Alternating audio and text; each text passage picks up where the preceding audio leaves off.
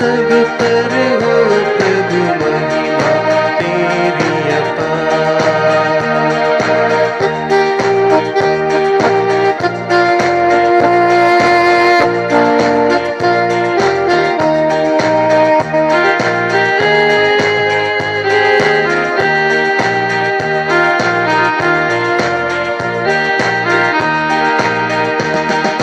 तू हर मन की आशा, तू हर मन की भाषा, कोई न हमारा तेरे सिवा। मिलके गाए हम सब तेरा ही सुगान, चरणों में तेरे खुशियाँ पा। आए प्रभु हम तेरे द्वार, तुझी से ये घर और संसार। तेरी कृपा हम सब पर हो प्रभु महिमा तेरी अपार।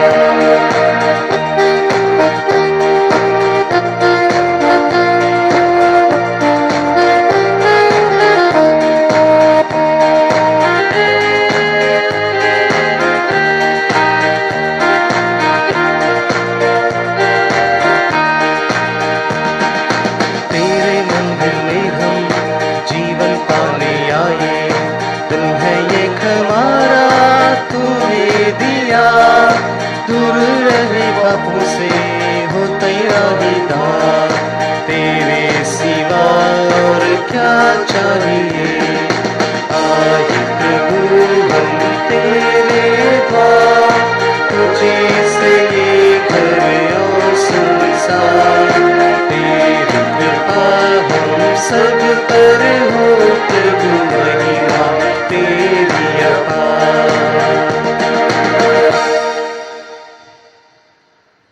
पिता और पुत्र और पवित्र आत्मा के नाम पर।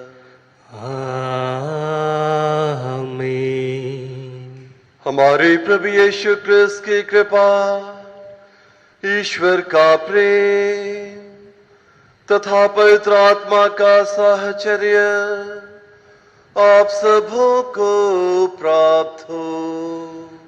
और आपको भी। प्रभु यीशु क्रिस्त में मेरे प्रिय भाइयों बहनों और प्यारे बच्चों, मैं आज आप सभी का इस पवित्र मिसा बलिदान में हार्दिक स्वागत करता हूं। आज वर्ष का 13वां इतवार है और आज प्रभु का दिन है और प्रभु ने हमें आज्ञा दी कि उनके दिन को पवित्र रखा जाए और हम उसी दिन प्रभु के दिन की पवित्रता को बनाए रखने के लिए ऑनलाइन होकर मिसा बलिदान में भाग ले रहे हैं, क्योंकि वर्तमान परिस्थितियां ही इस प्रकार की हैं कि हमारे पास इसके अलावा फिलहाल और कोई विकल्प नहीं है। लेकिन जैसा कि हम सब जानते हैं कि प्रभु दयालु ईश्वर हैं, वे हम लोगों को ऑनलाइन मिसा के माध्यम से ही वर्तमान परिस्थितियों में आत्मिक रूप से परिपोषित करते हैं, हमारी देखभाल करते हैं। तो इसलिए आइए हम सब बड़े भक्ति भाव से मिसा बलिदान में भाग लें, जो सभी आशीषों और कृपाओं का स्रोत है, हमारे विश्वास की आधारशिला है। और आज जब हम सुसमाचार पर विचार करेंगे तो प्रभु हम सबों को बड़ी महत्वपूर्ण बातें बताते हैं, जो कि हमारे आत्मिक जीवन के लिए, हमारे प्रेरिताई जीवन के लिए अत्यंत आवश्यक हैं। सर्वप्रथम प्रभु हमें सिखाते हैं कि हमें अपने जीवन में किन को महत्व देना है, ईश्वर को या संसार के रिश्ते नातों को। दूसरा, प्रभु कहते हैं कि जो कोई मेरे पीछे आना चाहता है, मेरा अनुकरण करना चाहता है, वो अपना क्रूस उठाए और मेरे पीछे चले। और तीसरी बात, प्रभु आदर सत्कार के बारे में बताते हैं कि जो कोई किसी को मेरे नाम पर एक प्याला पानी पिलाए तो वो इसका पुरस्कार पाएगा। तो आइए मेरे प्यारे भाइयों और बहनों, हम आज विशेष रूप से प्रार्थना करें कि हम अपनी जिंदगी में ईश्वर को सर्वोत्तम स्थान दें, सर्वश्रेष्ठ स्थान दें और ईश्वर ही हमारे जीवन के केंद्र बिंदु बने। दूसरा, प्रभु के शिष्य होने के नाते हम अपना क्रूस उठाकर प्रभु के पीछे हो लें। और तीसरा, हम हमेशा आदर और सत्कार में क्रिश्चियों के रूप में अग्रणी रहें, ना सिर्फ अपने परिचितों को ही, बल्कि जो भाई बहन अनजान हैं, अजनबी हैं, हमारी मदद की जरूरत में हैं, हम उनके प्रति भी दया भाव, प्रेम और परोपकार की भावना रखें। तभी हम प्रभु के सच्चे शिष्य सिद्ध होंगे। आइए अब हम इस मिस्र बलिदान में योग्य रीति से भाग लेने के लिए अपने अंतःकरण की जांच करें और अपने समस्त पापों के लिए प्रभु से माफी मांगें।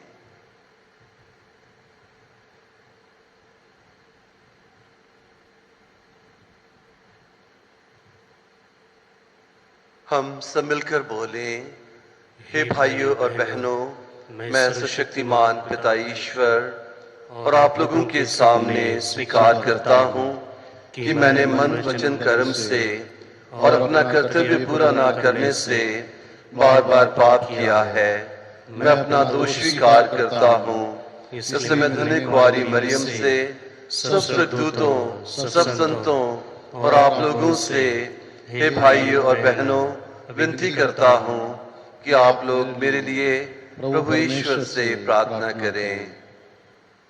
सर्वशक्तिमान ईश्वर हम लोगों पर दया करें और हमारे पाप क्षमा कर हमको अनंत जीवन प्रदान करें। आमीन। गीत संख्या 11।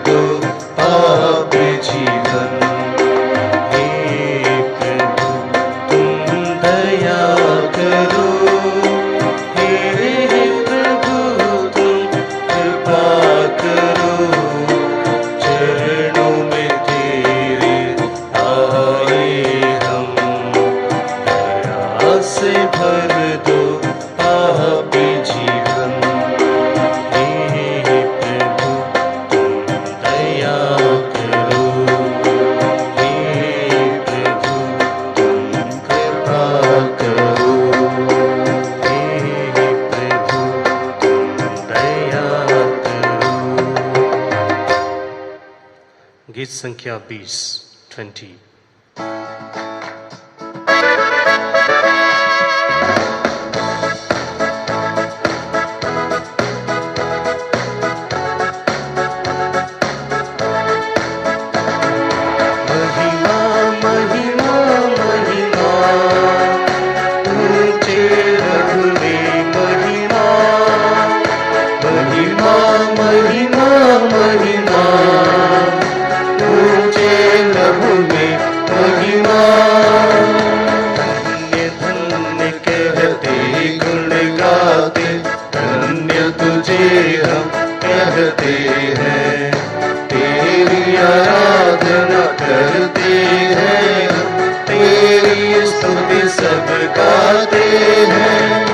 महिमा महिमा महिमा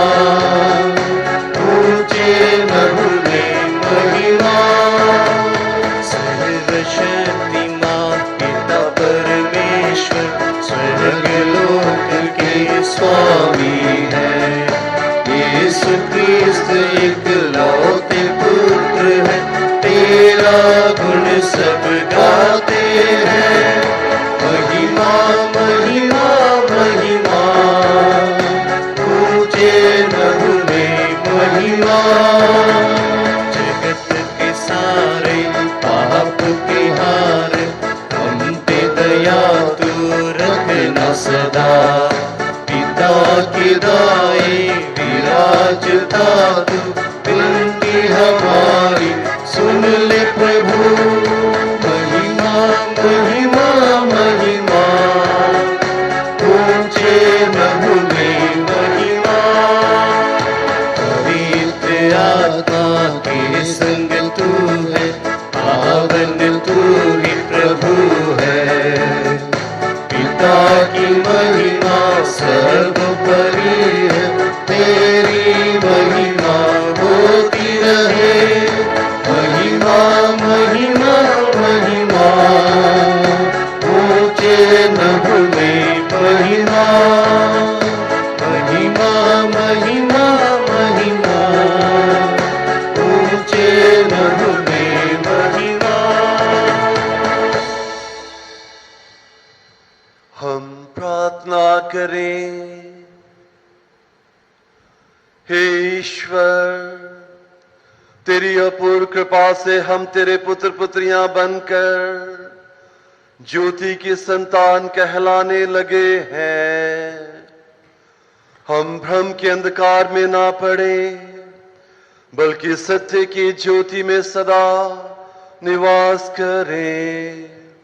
ऐसी कृपा कर हमारे प्रभु और तेरे पुत्र यीशु क्रिस्त के द्वारा, जो ईश्वर होकर तेरे तथा पवित्र आत्मा के साथ युगानुयुग जीते और राज्य करते हैं। आमीन।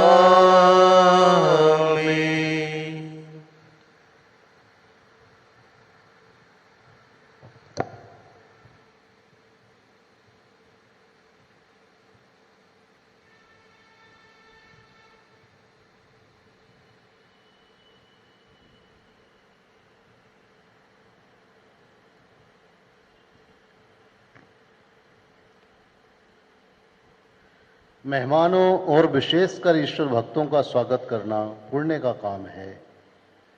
सुनेम की धनी महिला नबी एलियस का सत्कार किया करती थी और इसी कारण ईश्वर ने उसे एक पुत्र की माता बनने का वरदान दिया। राजाओं के दूसरे ग्रंथ से आज का पहला पाठ। एली से किसी दिन सुनेम होकर जा रहे थे। वहां की एक धनी महिला ने उससे अनुरोध किया कि वह उसके यहाँ भोजन करे।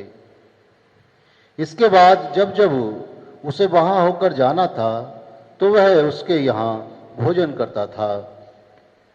उसने अपने पति से कहा, मुझे विश्वास है कि जो हमारे यहाँ भोजन करने आया करते हैं वह एक ईश्वर भक्त संत हैं।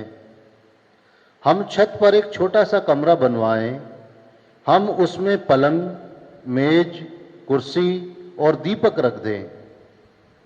जब वह हमारे यहाँ आएंगे तो उसमें विश्राम करेंगे। एलिसे किसी दिन आया और छत पर चढ़कर वहाँ सो गया। एलिसे ने कहा, मैं उस महिला के लिए क्या कर सकता हूँ? उसके नौकर गेहजी ने उत्तर दिया, उसके कोई पुत्र नहीं है और उसका पति बूढ़ा है। एलिसे ने कहा, उसे बुलाओ। उसने उसे बुलाया और वह द्वार पर खड़ी हो गई। तब एलिसे ने कहा, अगले वर्ष इसी समय तुम्हारी गोद में पुत्र होगा। यह प्रभु की वाणी है। ईश्वर को धन्यवाद।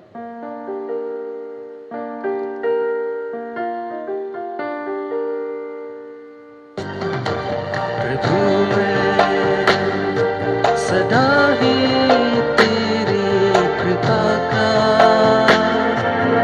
गीत गाता रहूंगा। प्रभु मैं सदा ही तेरी कृपा का गीत गाता रहूंगा। हे प्रभु, मैं सदा ही तेरी कृपा का गीत गाता रहूंगा। मैं पीढ़ी दर पीढ़ी तेरी सत्य प्रतिज्ञता घोषित करता हूँ। तूने कहा मेरी कृपा सदा ही बनी रहेगी, मेरी सत्य प्रतिज्ञता आकाश की तरह चिरस्थायी है। प्रभु, मैं सदा ही तेरी कृपा का गीत गाता रहूंगा। प्रभु, मैं सदा ही तेरी कृपा का गीत गाता रहूंगा। धन्य है वह प्रजा जो ऐसे राजा का स्वागत करती है, जो मुखमंडल की ज्योति में चलती है, जो तेरे नाम पर प्रतिदिन आनंद मनाती और तेरे न्याय पर गौरव करती है। प्रभु, मैं सदा ही तेरी कृपा का गीत गाता रहूंगा। प्रभु, मैं सदा ही तेरी कृपा का गीत गाता रहूंगा। हे प्रभु, तू ही उसका बल और गौरव है। तेरी कृपा से हमारा सामर्थ्य बढ़ता है, क्योंकि प्रभु ही हमारी रक्षा करता है। इज़राइल का परम पावन ईश्वर हमारे राजा को संभालता है। प्रभु, मैं सदा ही तेरी कृपा का गीत गाता रहूंगा। प्रभु, मैं सदा ही तेरी कृपा का गीत गाता रहूंगा।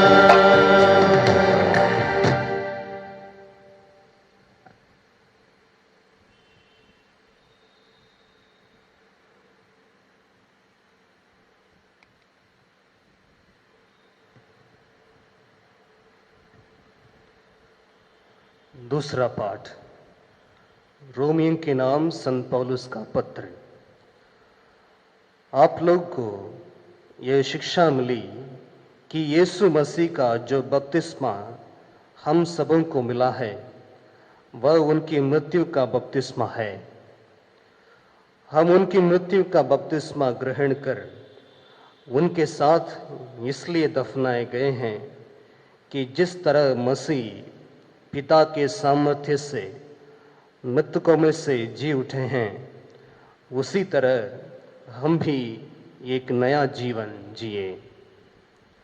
हमें विश्वास है कि यदि हम मसीह के साथ मर गए हैं तो हम उन्हीं के साथ जीवन भी भागी होंगे, क्योंकि हम जानते हैं कि मसीह मृतकों में से जी उठकर फिर कभी नहीं मरेंगे। अब मृत्यु का उन पर कोई वश नहीं। वह पाप का हिसाब चुकाने के लिए एक बार मर गए और अब वह ईश्वर के लिए ही जीते हैं। आप लोग भी अपने को ऐसा ही समझिए, पाप के लिए मरा हुआ और यीशु मसीह में ईश्वर के लिए जीवित। यह प्रभु की वाणी है। ईश्वर को धन्यवाद।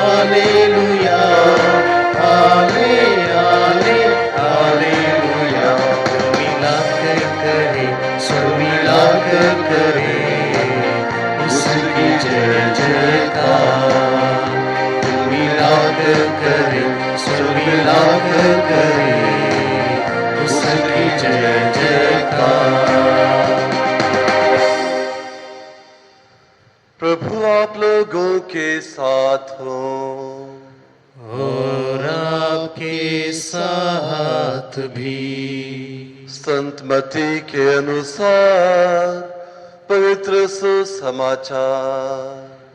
प्रभु की जय। यीशु ने 12 प्रेरितों से कहा, जो अपने पिता या अपनी माता को मुझसे अधिक प्यार करता है वह मेरे योग्य नहीं। जो अपने पुत्र या अपनी पुत्री को मुझसे अधिक प्यार करता है वह मेरे योग्य नहीं। जो अपना क्रूस उठाकर मेरा अनुसरण नहीं करता वह मेरे योग्य नहीं।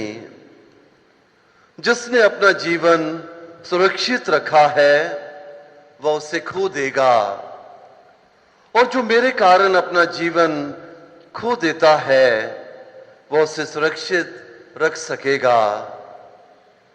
जो तुम्हारा स्वागत करता है वह मेरा ही स्वागत करता है, और जो मेरा स्वागत करता है वह उसी का स्वागत करता है जिसने मुझे भेजा है।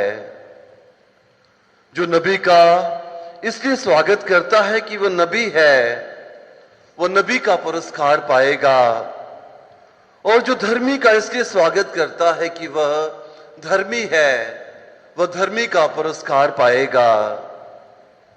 जो कोई इन छोटों में से किसी को एक प्याला ठंडा पानी भर इसलिए पिला दे कि वो मेरा शिष्य है, तो मैं तुम्हें विश्वास दिलाता हूं कि वह अपने पुरस्कार से वंचित नहीं होगा।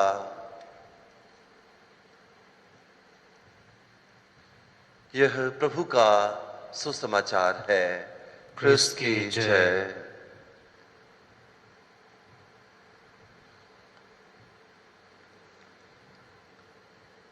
जो अपना क्रूस उठाकर मेरा अनुसरण नहीं करता वह मेरे योग्य नहीं है, और जो तुम्हारा स्वागत करता है वह मेरा स्वागत करता है। प्रभु यीशु ख्रिस्त में प्रिय भाइयों बहनों और प्यारे बच्चों, एक बार एक नवयुवक जो कि काफी निर्धन था, वो कुछ सामान बेचकर अपना जीवन यापन करता था, और साथ ही साथ जो आय उस सामान को बेचने से उसे प्राप्त होती थी वह उससे अपनी पढ़ाई लिखाई भी करता था। एक बार वो घर घर जाकर सामान बेच रहा था। उस दिन ज्यादा बिक्री नहीं हुई। वो बहुत थका हुआ और भूखा था। मन ही मन उसने तय किया कि मैं अगले घर में जाकर जब दरवाजा खटखटाऊंगा, जो भी दरवाजा खोलेगा मैं उससे खाने के लिए कुछ मांगूंगा। बड़े दृढ़ निश्चय के साथ उसने द्वार खटखटाया और एक सुंदर युवती ने दरवाजा खोला और उस युवती को देखकर यह युवक थोड़ा नर्वस हो गया और भूल गया कि उसे खाने के लिए कुछ मांगना है। और उसने सक पकाते हुए कहा कि कृपया मुझे पीने के लिए कुछ पानी मिल सकता है। वह नवयुवती अंदर गई और उस नवयुवती ने इस युवक को ध्यान से देखा तो उसे लगा कि यह भूखा है और थका हुआ है। तो एक गिलास दूध लेकर आई और उसने इस युवक को पीने के लिए दिया और बड़े आराम से उसने उस दूध को पिया और फिर कहा कि इसके बदले में मैं आपको क्या दे सकता हूं, क्योंकि उसकी जेब में केवल 10 सेंट थे, जो 10 पैसे के बराबर होते हैं। तो उस नवयुवती ने कहा कि कुछ भी नहीं, हमारी माताजी ने हमें सिखाया है कि परोपकार के किसी भी कार्य का कोई मूल्य नहीं होता। और इतना कहकर, इतना सुनकर वह नवयुवक वहां से चला गया। कुछ वर्षों के बाद यह नवयुवती, जो कि अब अपनी वृद्धावस्था की ओर बढ़ चुकी थी, एक विचित्र बीमारी से पीड़ित हो गई। स्थानीय डॉक्टर्स ने उनका इलाज किया, लेकिन जब कोई फायदा नहीं हुआ तो उन्होंने उस महिला को बड़े शहर में भेज दिया इलाज के लिए। और वहां पर उनका इलाज करने के लिए एक विशेषज्ञ डॉक्टर को बुलाया गया। और जब उस विशेषज्ञ डॉक्टर, जो कि डॉक्टर हार्वर्ड कैली थे, वे आए और जब उनको पता चला कि ये महिला कौन से शहर से आई है, तो एकदम उनकी आंखों में एक चमक सी आ गई और वो अपने डॉक्टर्स के कपड़े पहने हुए थे, उस महिला को देखने गए और उन्होंने तुरंत पहचान लिया कि ये वही महिला है जिन्होंने उसको दूध का गिलास पीने के लिए दिया था जब वो थका हुआ था, उसकी जेब में कोई भी पैसा नहीं था। तो उन्होंने उस महिला के इलाज के लिए बहुत मशक्कत की, परिश्रम किया और ईश्वर की कृपा से वो महिला बिल्कुल चंगी हो गई। और जब वो चंगी हो गई तो डॉक्टर हार्वर्ड कैली ने उस अस्पताल के अधिकारियों से आग्रह किया कि उनका बिल तैयार करें। और जैसे उन्होंने उस बिल को तैयार किया तो उन्होंने उस बिल को जब उस महिला के पास भेजा तो वो महिला बड़ी डरी हुई थी। उसने सोचा कि इतने बड़े अस्पताल में विशेषज्ञ डॉक्टर के द्वारा मेरा इलाज हुआ है तो शायद बहुत बड़ा बिल होगा, और वो डरी हुई थी। डरते डरते उसने कांपते हुए हाथों से उस लिफाफे को खोला और उसने बिल को ध्यान से देखा। काफी बड़ी रकम थी, लेकिन बिल के कोने में लिखा हुआ था कि आपके द्वारा दिए हुए एक गिलास दूध ने सारे बिल की कीमत को चुका दिया है। वो महिला बड़ी प्रसन्न हुई।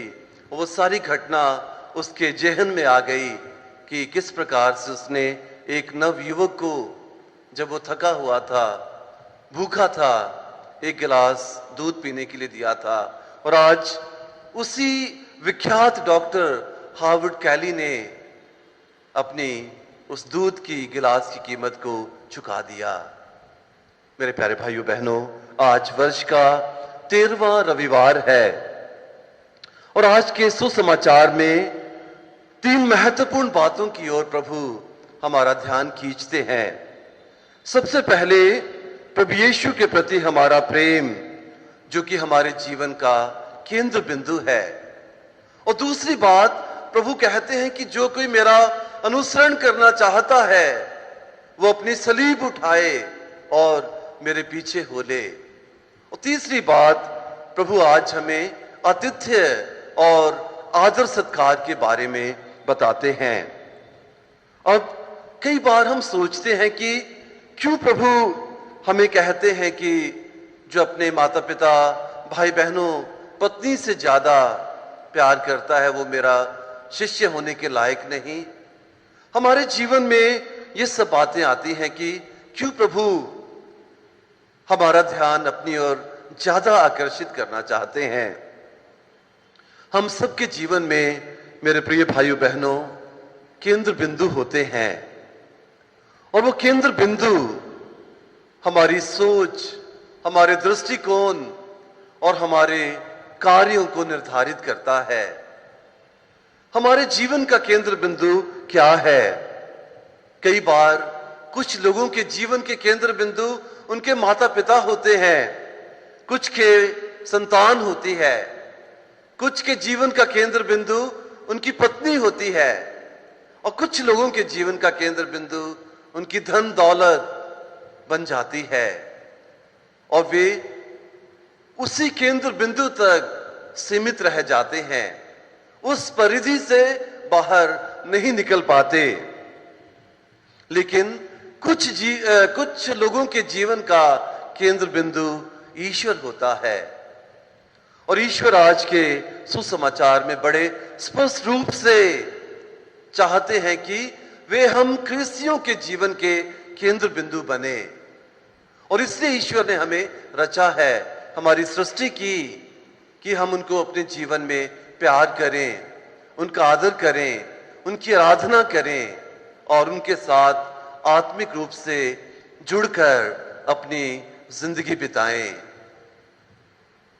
आज का जो सुसमाचार है उसका जो पहला हिस्सा है, उसका जो आधार है वो पवित्र वचन में विधि विवरण ग्रंथ अध्याय 6 और वाक्य 5 का वाक्य है, जिसमें कि लिखा गया है कि तुम अपने प्रभु ईश्वर को अपने सारे हृदय, अपनी सारी आत्मा और अपनी सारी शक्ति से प्यार करो। ये आज्ञा सिनाई पर्वत पर जब यहोवा ईश्वर ने मूसा को 10 आज्ञाएं दी थी, और तब ये पहली आज्ञा थी कि अपने ईश्वर को अपने सारे हृदय से, अपनी सारी आत्मा से और अपनी सारी शक्ति से और सब कुछ से बढ़कर प्यार करो। लेकिन कई बार मेरे प्रिय भाइयों बहनों, मनुष्य होने के नाते हम ईश्वर को प्यार करने की अपेक्षा, जैसे मैंने बताया कि हम पारिवारिक संबंधों को, मित्रों को, धन दौलत को, इस संसार के आकर्षण को अपने जीवन का केंद्र बिंदु बना लेते हैं। और जब ये सब संसारिक चीजें हमारे जीवन की केंद्र बिंदु बन जाती हैं, तो स्वाभाविक है कि हम ईश्वर को वो स्थान नहीं दे पाते जो कि ईश्वर हमारे जीवन में चाहते हैं। अब हम कैसे ईश्वर को प्यार कर सकते हैं? वास्तव में हमें ईश्वर को ही सबसे ज्यादा प्यार करना है, ईश्वर को ही हमारे जीवन का आधार, केंद्र बिंदु मानना है, क्योंकि ईश्वर का प्रेम स्थायी है, ईश्वर का प्रेम अनंत है। जो बाकी प्यार है, संसारिक प्यार है, मोह माया है, वो क्षण भंगुर है। आज हम इस संसार में हैं तो हम उस प्रेम के साथ, उन संबंधों के साथ बंधे हुए हैं, लेकिन जिस घड़ी हम इस संसार को त्याग देंगे, हम सब प्रकार की मोह माया से, सब प्रकार के सांसारिक बंधनों से पूर्ण रूप से मुक्त हो जाएंगे, और उस समय केवल ईश्वर का प्यार ही हमारे साथ रहेगा। ईश्वर के प्यार के आधार पर ही हमारा निर्णय होगा, हमारे जीवन की मंजिल तय होगी। अब कई बार हम कहते हैं कि हम बड़ी कोशिश करते हैं कि हम ईश्वर को प्यार करें, ईश्वर को अपने जीवन में सर्वश्रेष्ठ स्थान दें, लेकिन कई बार हम ये नहीं कर पाते हैं। मैं 3 बातें बताना चाहता हूं कि हम कैसे ईश्वर को अपने जीवन में सबसे ज्यादा, सब कुछ से बढ़कर, अपने सारे हृदय से, अपनी सारी आत्मा से और अपनी सारी शक्ति से प्यार कर सकते हैं। सबसे पहली बात है, ईश्वर को जाने। क्या हम सचमुच प्रभु यीशु को जानते हैं? प्रभु यीशु के बारे में हमें कितना ज्ञान है? मेरे ख्याल से बचपन में जब हम स्कूलों में पढ़ते थे और जो धर्म शिक्षा उस समय, जो तालीम हम लोगों ने हासिल की थी, और उस समय जो कुछ हम लोगों ने प्रभु यीशु के बारे में सीखा, शायद कहीं हम उसी ज्ञान तक सीमित तो नहीं है, या फिर हमने सच्चे दिल से प्रभु यीशु को जानने की कोशिश की है। वो तभी संभव होगा मेरे प्यारे भाइयों बहनों, जब प्रभु यीशु के साथ हमारा एक आत्मिक संबंध है, एक व्यक्तिगत संबंध है। तभी वो संभव होगा कि हम प्रभु यीशु के बारे में और अधिक जाने और अधिक उनको पहचाने, उनके नजदीक आए। और मैं कहना चाहूंगा कि हमारे घरों में एक अनमोल खजाना है पवित्र बाइबल के रूप में।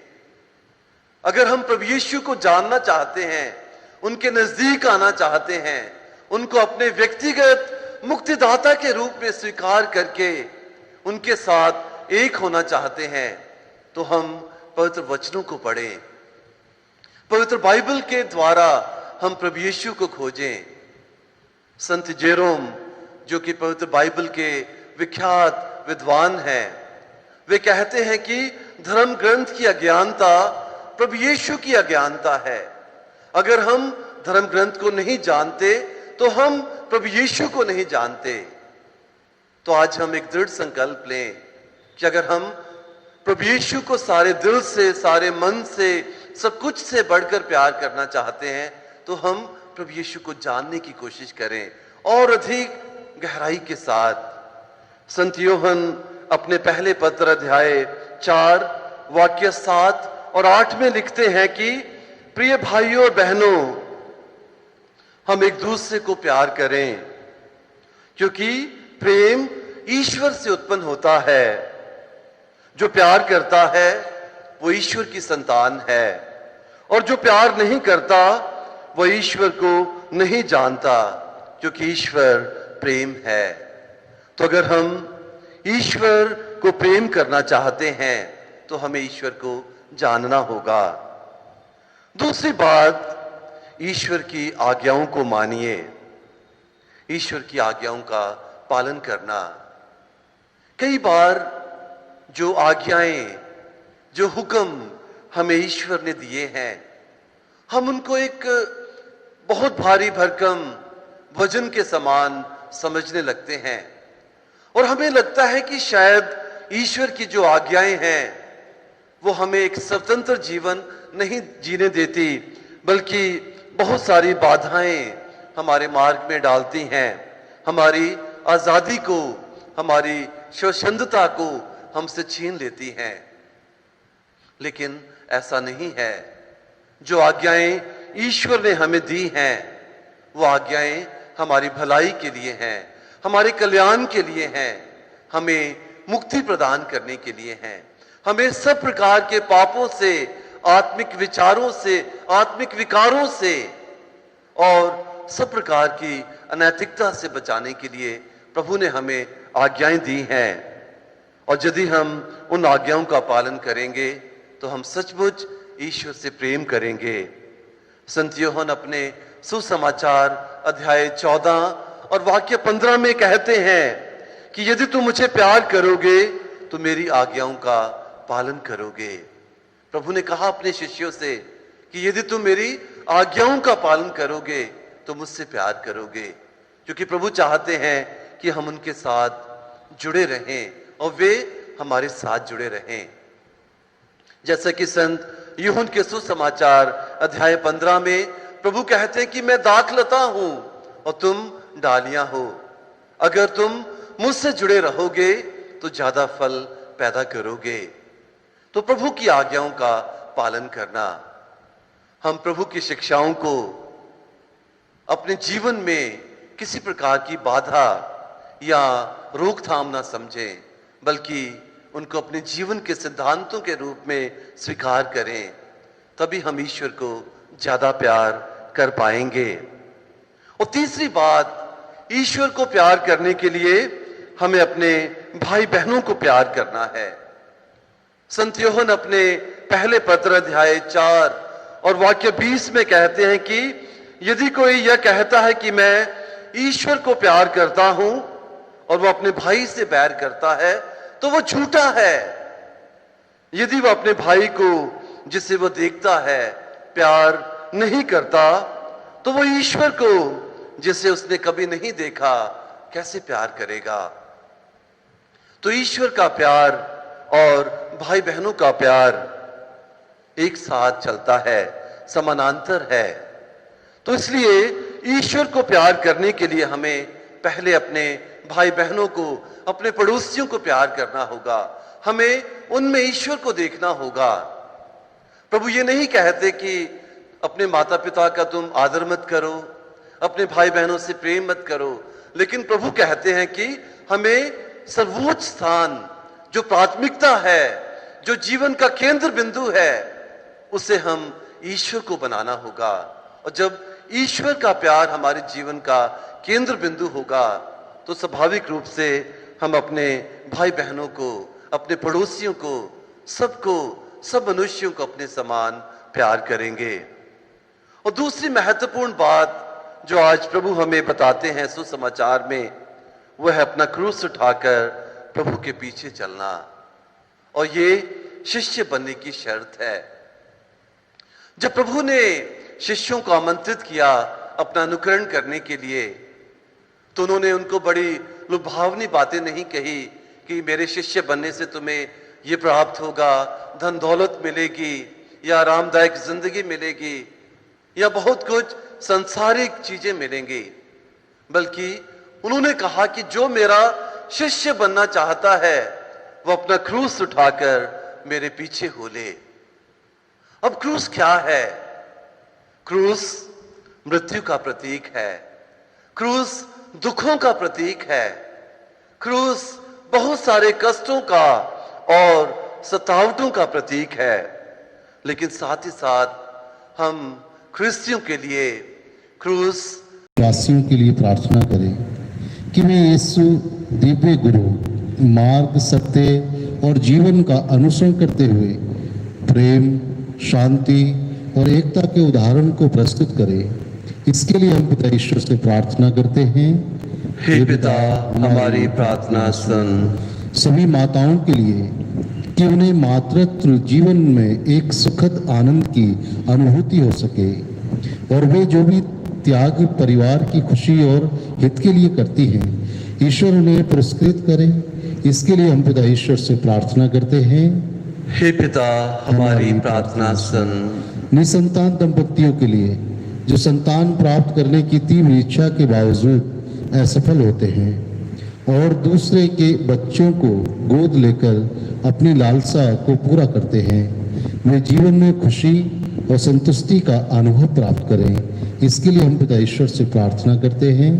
हे पिता, हमारी प्रार्थना सुन। सभी बच्चों के व्यक्तित्व का पूर्ण विकास एवं अच्छी देखरेख माता पिताओं एवं अभिभावकों के द्वारा हो सके, इसके लिए हम पिता ईश्वर से प्रार्थना करते हैं।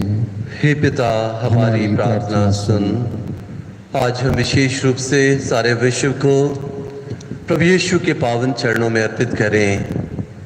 इस समय हम एक विनाशक महामारी का सामना कर रहे हैं और इस महामारी ने बहुत सारे भाई बहनों को अपनी जद में लेकर उनके जीवन को लील कर दिया है।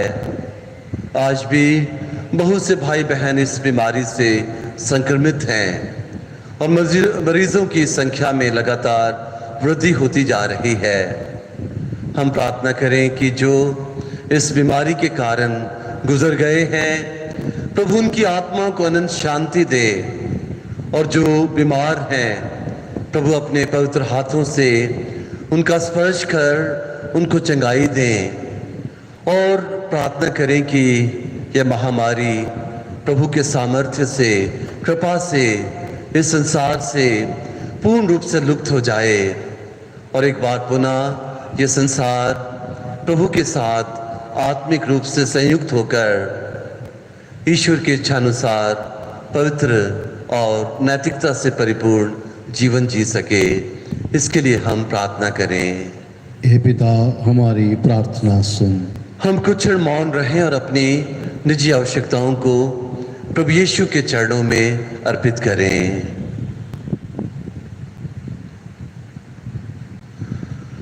हे दयालु पिता ईश्वर, हम तेरे पुत्र यीशु को हमें प्रदान करने के लिए तुझे धन्यवाद देते हैं, जिन्होंने अपनी शिक्षा द्वारा लोगों को पुरस्कार पाने का आश्वासन दिया।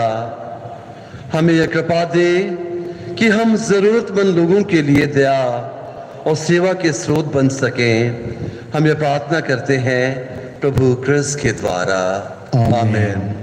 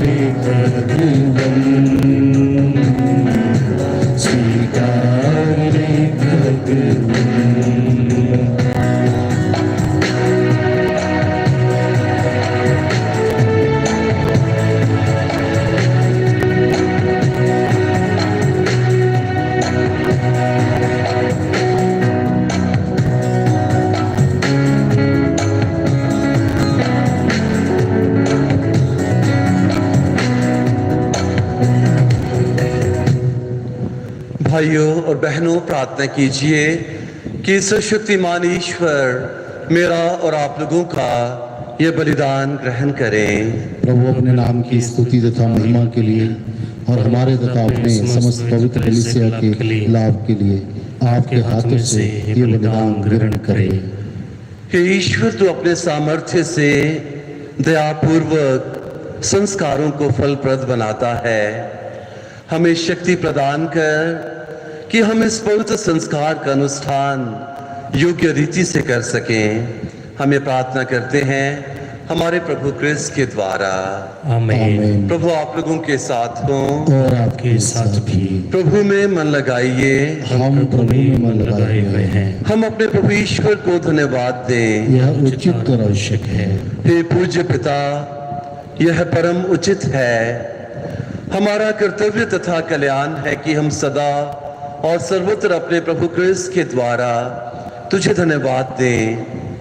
इन्होंने पतित मानव पर तरस खाकर कुंवारी माता से जन्म लेने की कृपा की। इन्होंने क्रूस की यातना सहकर हमें अनंत मृत्यु से विमुक्त किया तथा पुनर्जीवित होकर अनंत जीवन प्रदान किया है। इसलिए हम समस्त दूतगणों से मिलकर तेरी स्तुति करते हुए निरंतर एक स्वर से गाते हैं।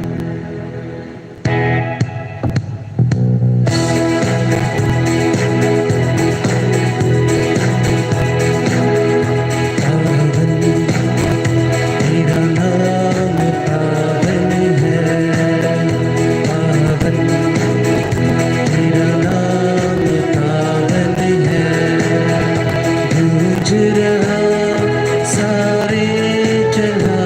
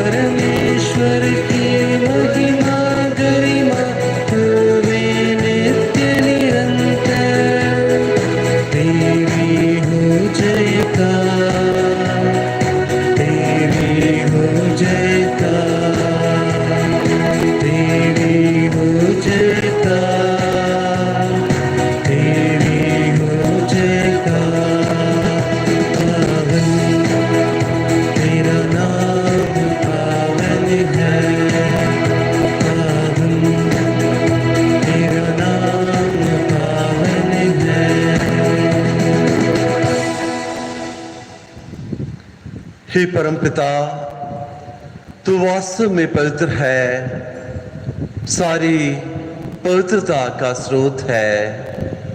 हम तुझसे निवेदन करते हैं कि उपहार अपनी आत्मा के संस्पर्श से पवित्र कर दे, कि हमारे प्रभु यीशु क्रिस्त का शरीर तथा रक्त बन जाए। जिस रात को यीशु स्वेच्छा से मृत्यु के लिए सौंपे गए, उन्होंने रोटी ली, तुझे धन्यवाद दिया और रोटी तोड़कर उसे अपने शिष्यों को देते हुए कहा, तुम सब इसे लो और खाओ, यह मेरा शरीर है जो तुम्हारे लिए बलि चढ़ाया जाएगा।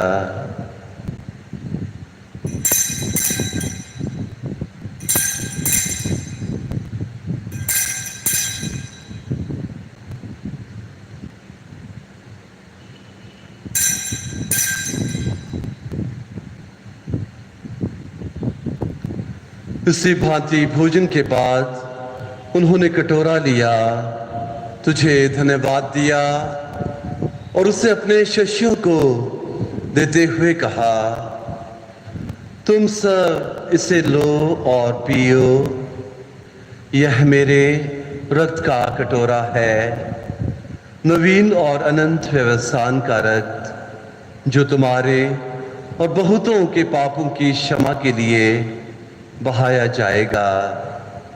तुम मेरी स्मृति में यह किया करो।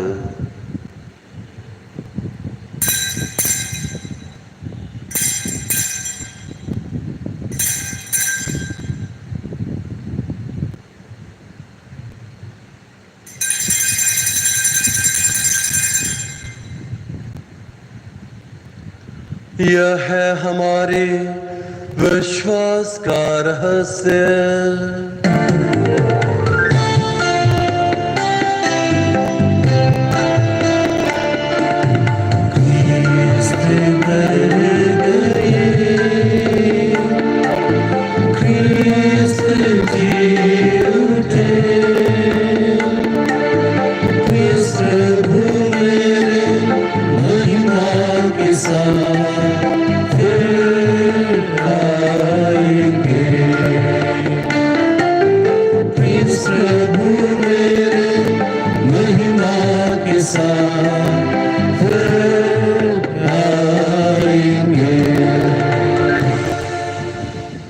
हे परमपिता, यह आज्ञा मानकर हम अपने प्रभु की मृत्यु और पुनरुत्थान की स्मृति में तुझे जीवन की रोटी और मुक्ति का कटोरा चढ़ाते हैं।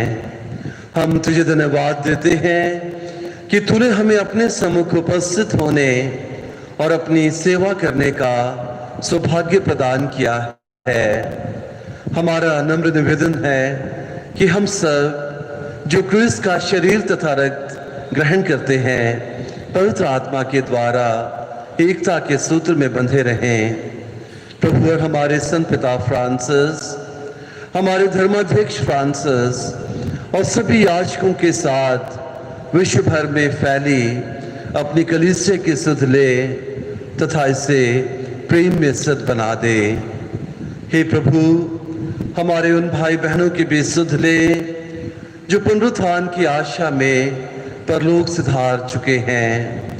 उन्हें और सभी मृतकों को अपने पुण्य दर्शन का सौभाग्य प्रदान कर हम सब पर दृष्टि डाल कि हम भी अनंत जीवन के सहभागी बने और ईश्वर की माता धन्य कुंवारी मरियम, धन्य संत यूसुफ उनके वर, प्रेरित गण और सब संतों के साथ यो युग युग में तेरे विश्वस्त सेवक सेविकाएं बने रहें, तेरा स्तुतिगान कर सकें तेरे पुत्र यीशु क्रिस्त के द्वारा।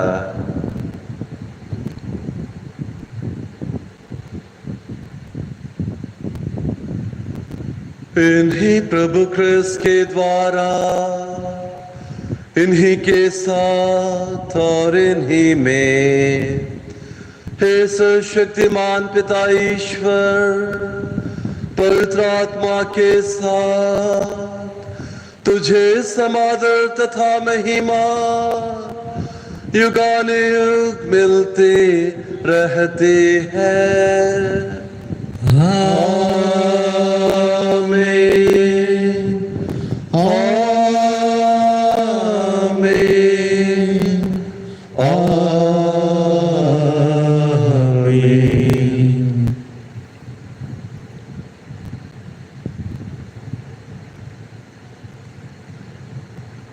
आइए हम सब एक साथ मिलकर बड़े भक्ति भाव से ईश्वर को पिता कहकर संबोधित करें और अपनी सारी ज़रूरतें, चाहे वो आत्मिक हो या संसारिक, और आज खास तौर से सारे विश्व की तंदुरुस्ती के लिए पिता से प्रार्थना करें और कहें, हे हमारे पिता जो स्वर्ग में है, तेरा नाम पवित्र किया जावे, तेरा राज्य आवे, तेरी इच्छा जैसे स्वर्ग में है वैसे इस पृथ्वी पर भी पूरी हो। हमारा प्रतिदिन का आहार आज हमें दे और हमारे अपराध हमें क्षमा कर जैसे हम भी अपने अपराधियों को क्षमा करते हैं, और हमें परीक्षा में न डाल परंतु बुराई से बचा। हे प्रभु, हम तुझसे प्रार्थना करते हैं, सभी बुराइयों से हमें बचा और इस जीवन में हमें कृपा पूर्वक शांति प्रदान कर। हम तेरी दया से सदा पाप से दूर और हर विपत्ति से सुरक्षित रहें और उस दिन की प्रतीक्षा करते रहें जब हमारे मुक्तिदाता यीशु ख्रिस्त फिर प्रकट होकर हमारी मंगलमय आशा पूरी करेंगे। क्योंकि तेरा राज्य, तेरा सामर्थ्य और तेरी महिमा अनंत काल तक बनी रहती है।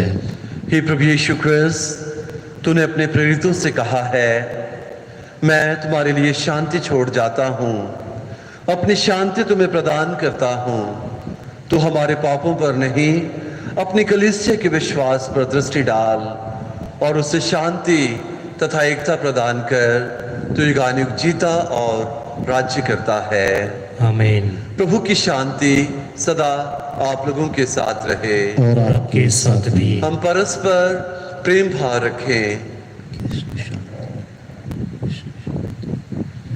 हे ईश्वर के मेमने जो संसार के पाप हर लेता है, हम पर दया कर।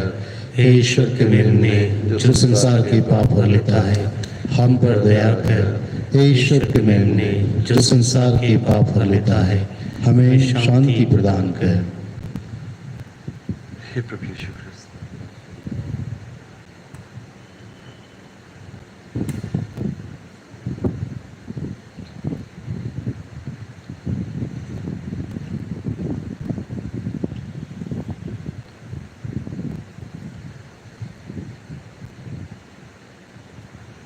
देखिए ईश्वर का मेमना जो संसार के पाप हर लेता है। धन्य है वे सब जो मेमने के इस पवित्र भोज में बुलाए जाते हैं। हे प्रभु, मैं योग्य नहीं हूँ कि आप मेरे यहाँ आए, किंतु एक शब्द कह दीजिए और मेरी आत्मा चंगी हो जाएगी।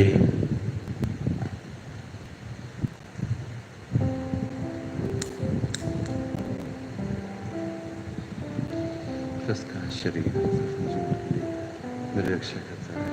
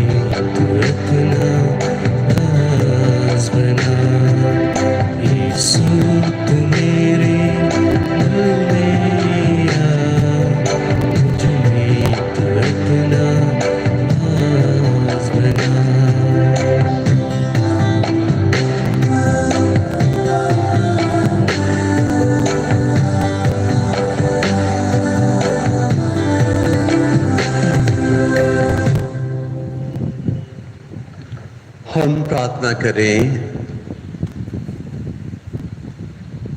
हे प्रभु, इस याग में जो बलि चढ़ाया गया है यह हमें जीवन प्रदान करे। इसके प्रभाव से हम तेरे साथ अटूट प्रेम में संयुक्त रहकर जीवन में स्थायी फल पैदा करें। यह हमारी प्रार्थना है प्रभु क्रिस्त के द्वारा। आमीन। प्रभु आप लोगों के साथ हों। और आपके साथ भी। सर्वशक्तिमान ईश्वर पिता और पुत्र और पवित्र आत्मा आप सभी को अपना आशीर्वाद प्रदान करें। आमीन। आप लोग विदा लें। प्रभु यीशु क्रिस्त के साक्षी बने। ईश्वर को धन्यवाद।